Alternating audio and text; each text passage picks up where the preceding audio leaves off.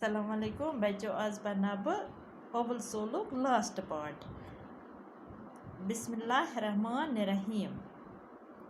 Adnan sir तेल क्या गो मुतवज़िन गुज़ा master जी मुनासिब मकदारस मज अके साथ कह साफ तो शोज चीज़ खेन मसलन सुबह जन खे कह चच हन चाय प्याल हन चच सत माछ रथना तो सती सिवित ठूल हना अम सत रोज तमिस सेहत ठीक। अदनान सर मे तोर वन फिक्र ज बह क्या ओसुस बेमार पेमुत।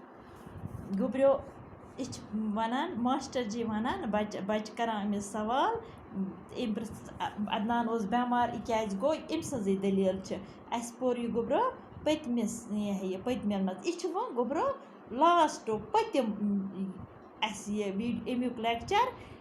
अदनान पृछान सवाल दपान तेल क्या गो साफ गुज़ा साफ तो मुतवज़िन गुज़ा क्या गो। मास्टर जी वोथुस दोपनस मास्टर जी वनान वापस दपान गुब्रा मुनासिब मकदारस मज गछ खेन इंसान असल साफ तो शूज चीज़ गछ खेन मसलन सुबह वथित गछ इंसान चच हन खेन चाय कप हन चेन तो चच सत गछ माछ रचना त खेन बे क्या गछ सिविट ठूल हन त खेन अत वनो मुतवज़िन गुज़ा अम सेहत रोजान ठीक अम सत रोजो ठीक युस यह गुज़ा खे।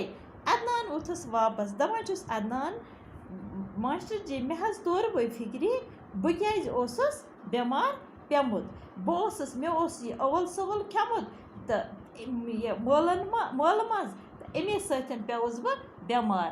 बच्चों बिहु खुदायस हवाल।